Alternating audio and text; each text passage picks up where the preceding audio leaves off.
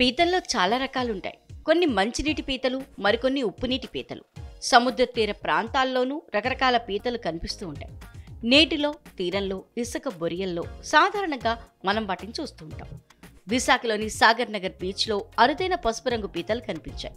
చూడటానికి భలేగా ఉండటంతో అవి ఏ జాతికి చెందినవన్న ఆసక్తి జనాల్లో పెరిగింది.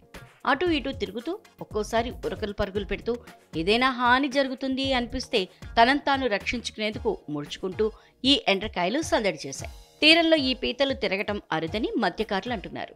ఇవి బొరియర్లో లేకపోతే సముద్రంలో మాత్రమే ఉంటాయట. పగలంతా సముద్రంలో ఉన్న చీకటి పడేసరికి మనిషి కంట పడకుండా బొరియల్లోకి దూరిపోతాయట. వలలకు ఈ పీతలు అస్సలు చిక్కవట. కానీ భలే రుచిగా ఉంటాయని అంటున్నారు మరికొందరు మత్స్యకారులు. ఒసిపోడ్ క్వాడ్రాటా జాతికి చెందిన ఈ పీతలు ఉష్ణమండల సమశీతోష్ణ ప్రాంతాల్లో నివసిస్తాయి. నిటారుగా పైకి కనిపించే వాటి కళ్ళు 360 డిగ్రీలు తిరుగుతాయి. చిన్న పీతలు ఇసుక రంగులో ఉంటాయి. అందుకే ఆ రంగులో ఈజీగా కలిసిపోతాయి.